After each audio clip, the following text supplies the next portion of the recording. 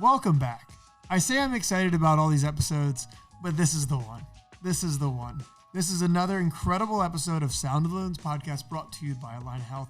I am your very humble host, Zarek Valentine, and I am here with the one, the only Dan Bell. Daniel Bell, welcome to the podcast. Thanks for having me, Z. Please introduce yourself for those who do not know. He is the guy who makes this club run literally, because part of his job is to actually set out the physical metrics and do all that jazz. So please introduce yourself, and then we're going to dive right into it. Yeah, my name's Dan Bell. I'm the head of performance here at Minnesota United Football Club. I think you summarized it well there. My job is to take care of everything, all things performance, whether that's strength and conditioning, sports science, rehabilitation, that kind of stuff. So, yeah, that's all exciting That's stuff. a lot to dive into. Oh, yeah. All right, so let's take it back. How'd you get into this? Well, originally back in England, both my degrees were in sports science, exercise science. After university, kind of explored the coaching route a little bit, which was beneficial for a couple of reasons, but mainly just to get around and on the field, I think, get an understanding of the demands of the game.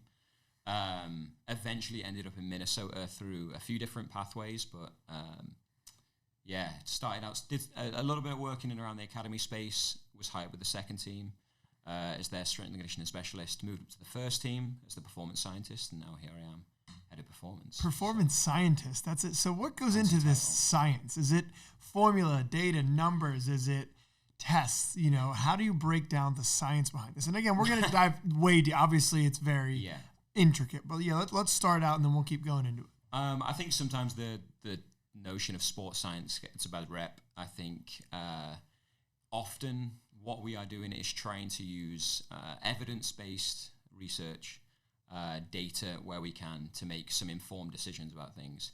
But ultimately, everything comes down to the feel at the end of it. And so while I would describe myself as a scientist, I think ultimately the day-to-day job is more of a coach. And trying to get that blend of science and research with the feel of the job is definitely the... Yeah, so then how do you... So let's dive into players coming back now. Yeah. How, when we have internationals coming back, Dana, we love having these guys with the national team, don't get me wrong, but ultimately, I think as a Minnesota fan, we like them most when they're with us.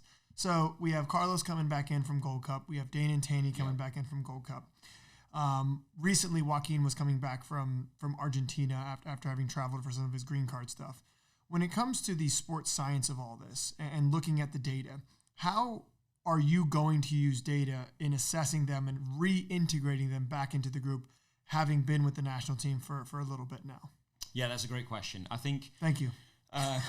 You've done your research. We're talking about research. You've done your research here. I think that a lot of it comes down to getting ahead of it on the front end as much as possible. We work hard to try and establish relationships with the international teams. My peers in and around the international setup are great in terms of communicating what their needs are for the training camp, and then also kind of communicating loads from that camp to us on the front end. So we have a really good picture the whole way through the camp of how the players are doing. So it isn't just a case of them coming back and we have to scramble around and see, okay, where these guys are at. We have a good finger on the pulse of that throughout the whole process. And Dane and Tanny have been going to those camps for a while now, so built up a pretty good picture of what they do when they're away, and we know how we can integrate them back in when they are back with us. So when you say load, do you mean metrics in terms of sprint distance, total distance, how many saves? I think I saw one thing where the goalies almost can track how many times they fall on one side. Correct. So is that something that they're sharing? Are they very open, or is this kind of, you say a good relationship? Do they share some of it, all of it? Do you get game data or just training data? Take us a little bit into that more if you can. For sure, yeah. What it is, everything. It's sprint distance, it's total distance, acceleration, deceleration load. For goalkeepers, it's dives, it's impacts on the floor, magnitude of dives. Are they diving big distances, short distances? What's the speed of their returns to feet? So everything is tracked, everything's measured these days. We have access to all that information. Especially with Canada, we have a great relationship, and so we can be a little more targeted with what we ask for and what they ask for, and they have certain things that they're looking for. But I would say, everything is on the table at this point. Okay. I think we're in a period of sports science now where everyone has access to data and information. You see, even on the broadcasts, there's a lot of physical metrics that are put out now. It's no secret the demands of the game. I think it's more so the decisions that you're making around that data, more so than the data that you get is the most important. Is there anything proprietary about it or that makes it unique? Or do you think having everything out in the open is an advantage or a disadvantage in terms of for Minnesota or for Canada or for Panama? I think it can go both ways. I think it can be dangerous in some senses because if data is taken out of context, then certain things can appear one way and they aren't actually that way. So I think it's always important to pair any data, any number, with a little bit of context, whether that be video, whether that be some feedback from the coaching staff. I think knowing and having a good understanding of that player history and that player specifically also adds a little bit of context and detail around that, knowing that how Dame responds to certain sessions, how Tanny responds to certain sessions, how Carlos responds to certain sessions, and the load that's associated with that, I think helps prescribing, load and sessions on the back of that. When you say taken out of context, what do you mean by that? I think it's often we chase volume, or there's a temptation to chase volume. Mm-hmm. And if a player hasn't completed a certain amount of sprints or hasn't completed a certain number of meters in terms of that total distance, I think there is a notion to say they haven't worked hard enough. Yeah. And yourself as a player, that's not the case. Every game is different. The demands are different. The tactical demands often impact a lot of the numbers behind that. So I think it's really important to get a handle of what is normal for that player. If they haven't hit what they needed to hit or what they were expected to hit, what are the reasons behind that? And then making a decision behind if there's something else that we need to look into. Okay. I think it's a good thing. I think having access to the information is good, as long as we have the context behind it. So speaking in terms of context, obviously these decisions and this information tracking is not just a one-day thing. It's not they just left. Let's look at their camp as a whole on one day and try to basically cram for the test. You're obviously following along with everything. In terms of a general week flow, in terms of following along and preparing, take us into your team's process. Sure. In terms of planning for just a normal game week. We'll dive into what 3 games in a week will look like a little bit, but just what's a normal week in terms of whether we have it game on Saturday. Take us into what Sunday through next Saturday looks like for you guys. Yeah. I think typically our first day, but we'll have a day off after the previous game, first and foremost, that match day +1. Let the guys rest, reset. Sometimes we'll be traveling back from different markets, and so we find it important that the guys get that rest mentally as well as physically. The first day back in, that +2, generally we're looking to get some good work for the guys that didn't play. It's super important for them to make sure that they're not falling behind the group in terms of their fitness levels. Also gives us a great opportunity to assess the guys that played, see if there's any weaknesses, imbalances, anything from the game that may impact them for the rest of the week. So I think that +2 day is a really important day for us. And I think it's become more important over the last, especially 12 months. I think we're pushing the guys more and more now in terms of what they're doing. I think even from the guys that played in the games, we're still able to get them in and around the gym and develop certain things in terms of strength and movement capabilities. And so that day is super important and kind of sets us up for the rest of the week. Our main conditioning days are -4 and -3 from the following game are our main conditioning days. Typically, we'll do smaller space work, high density, high intensity work on that -4. Everything small spaces, short, sharp actions, a lot of quality in terms of touches on the ball. And then that -3 will open up bigger spaces. That's where we'll look for that sprint exposure. Larger, maybe a bit more positional in terms of the tactical demands. Guys are getting a load relative to what they would potentially get in a game. But certainly looking for those non-negotiables in terms of the high-speed running and sprint distance and a max speed exposure is something that we look for consistently. Why? I think it's super important. We prepare the guys, and again, I mentioned volume before. I think the most important thing for me is the intensity. Are we training the players for those worst-case scenarios? If Michael Boxall has to make a 60-yard recovery run from a set piece and he has to hit 90, 95, 100% of his max speed, we need to make sure that he's prepared to do that in the week. So you're saying essentially you want to see a player sprint during the week so that their first sprint's not in the middle of a game trying Correct. to recover. Yeah.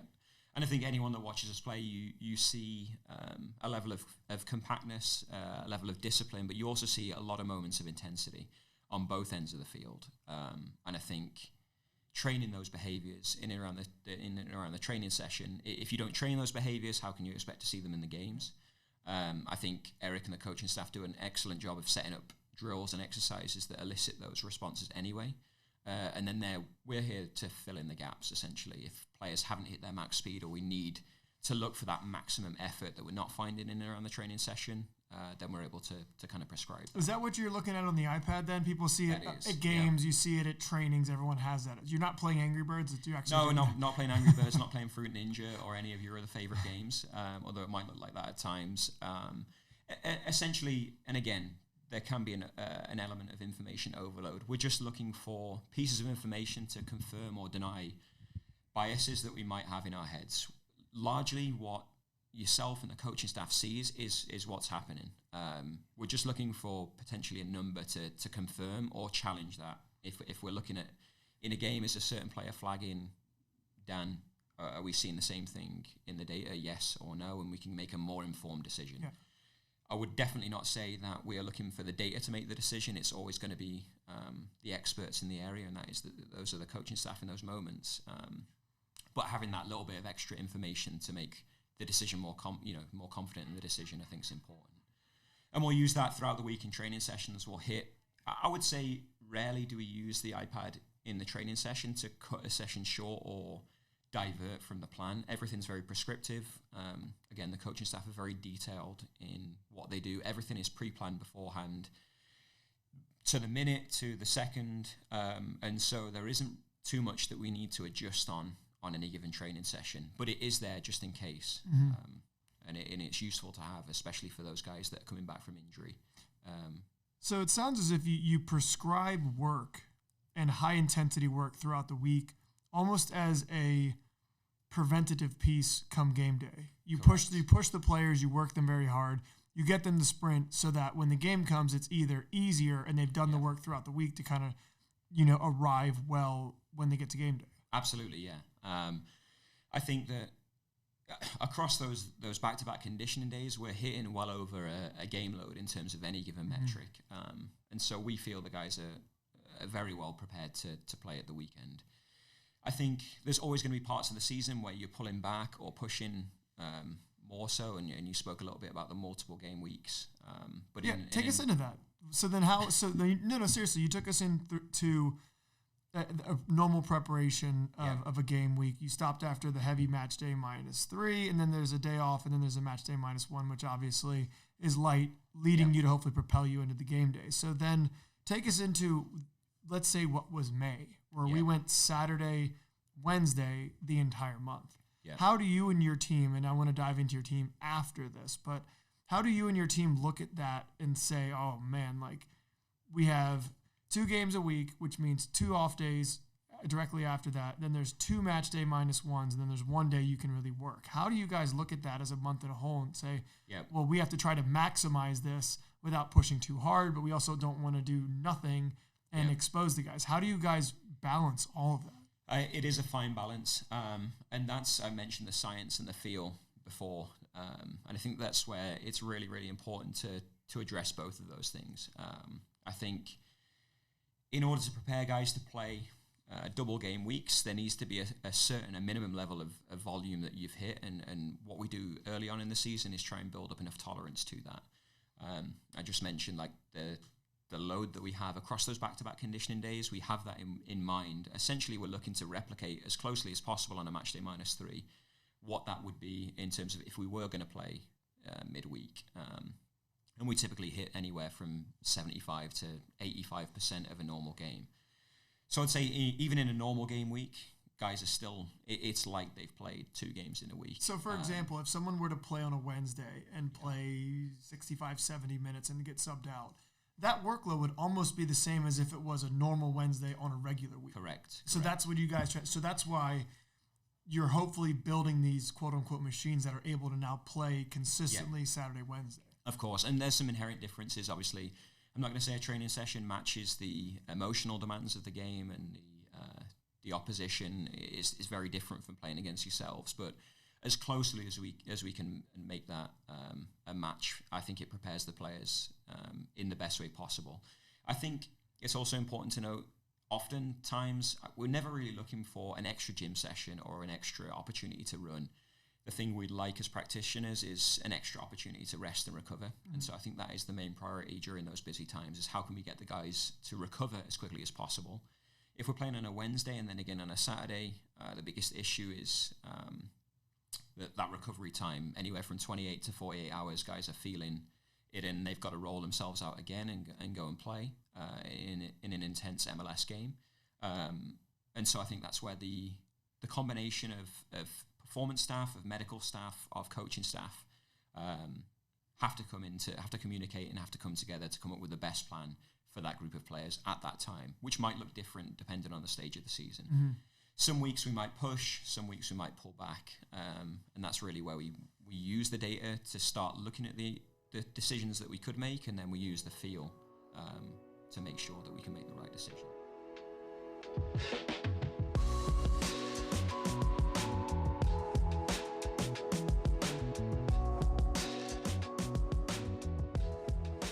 Whether you're looking for a team outing or an office celebration, be sure to check out our group ticket opportunities at MNUFC.com. For parties of 10 or more, you can get 30% off single game tickets and avoid extra fees. Grab seats in the bowl of Allianz Field or rent out a premium space with amenities and an unmatched view. Visit MNUFC.com for more information.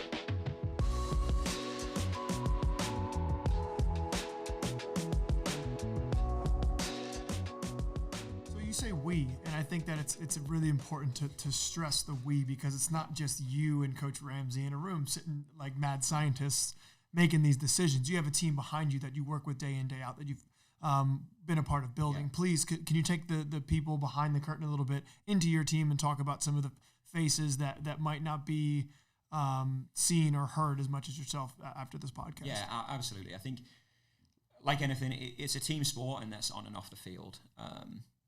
I think a big part of what we've tried to do over the last 12 to 18 months is collaborate as closely as possible with the medical staff, as closely as possible with the coaching staff, to make sure that nothing goes amiss. I think a lot of issues that come up in professional sport, again, on and off the field, are around communication.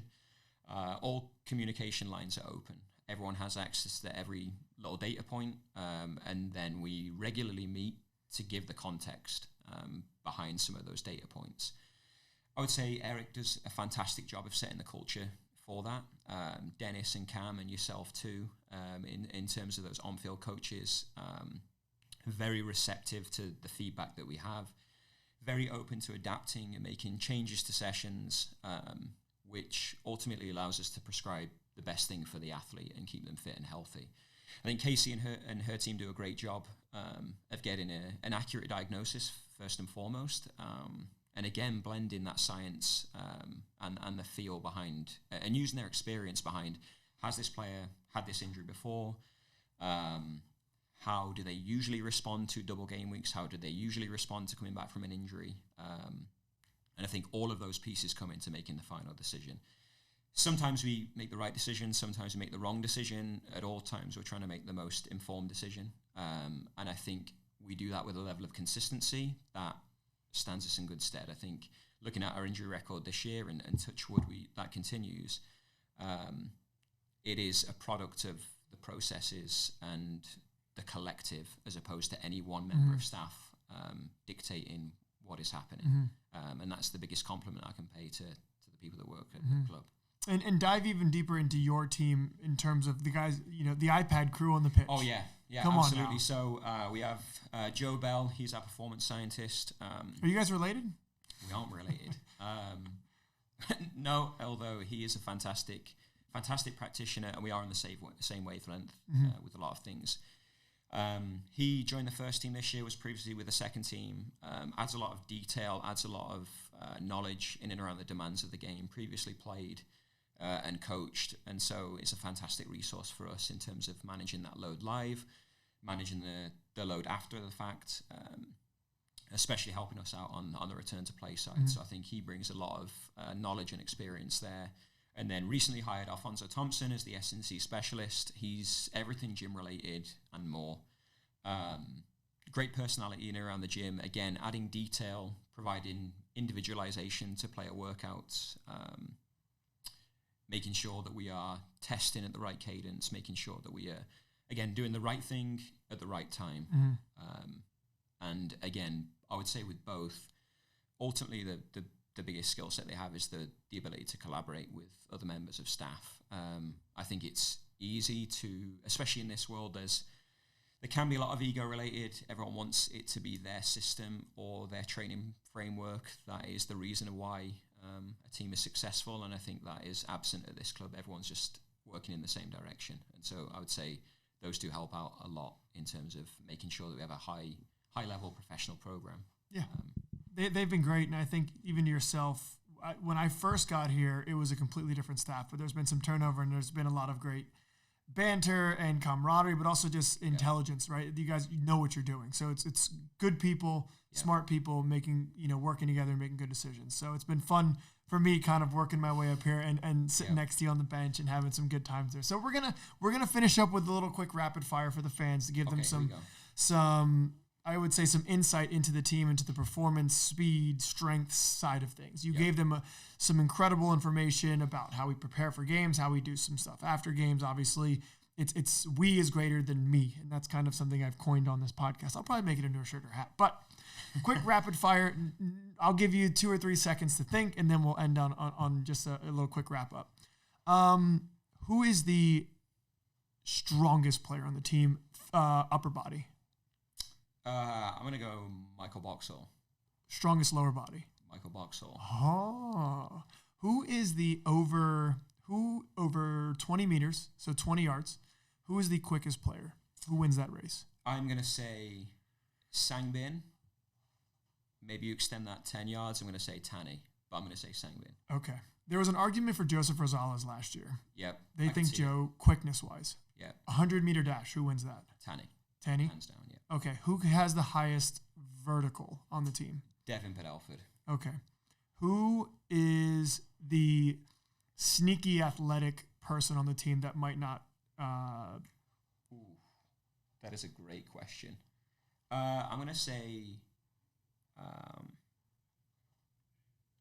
going to say Ant Markanek. Oh. Yeah. Love that. Maybe not so sneaky anymore, but I think, he's got some traits that we like. Who is the fittest person? Meaning not looks. I know you're British. I can give you both, my opinion on both. If you're running a marathon, who do you think finishes in the best time? I would say I'd say Will Trapp. Yeah, Will. Back my guy Will. Will or Julian were my okay, two Julian, guesses. he's a new addition, but from what I've seen, I'm going to back my guy Will. I would say in the past year, who's made the greatest strides physically? Who's been someone putting in the time and really made a lot of way with that? I think Carlos Harvey has done a fantastic job. Yeah, from making that jump from USL to MLS, and I think that's shown in his performances. Yep. I don't know. Do you guys do reaction-based stuff or no? We do some. Okay. Who would you say has some of the best reactions? And if I'm giving away if it's a goalie, maybe, but I would say I would put Joe up there. Oh. With that quickness, yeah. Okay. I think Joe is pretty good in the 1v1 space. I would say, yeah, I'm gonna go Joe Rosales. Okay. And if you are in a bar fight and you need 5 guys on the team to get yourself out of there, you got who are your 5 call-ups? I'm going the back 3, 4 of the back 3. The players that play there. I'm going Boxy. I'm going Jeff. I'm going Carlos. I'm going Nico. There you go. I think those are obvious candidates. I would say maybe for tenacity, I'm going to go Joe again. Okay. Yeah. So we're just Joe going with there. the Spanish bando. You're going with all my guys. Yeah, I'll go. Besides Waco, the whole I'll go. My group. I'm confident with that. Okay, good. Well, awesome. Well, thank you so much for joining us on the Sound of the Loons podcast brought to you by Line Health. I hope you guys enjoyed the insight. I know I've known some of these things, but I really enjoyed hearing the intricacies that you and your team go through on a daily, weekly basis to put ourselves in the best way to get some results. So thank you so much for coming on the podcast, and hopefully maybe we'll have you back on before the end of the season. 100%. Thanks for having me. Awesome. Thanks a lot.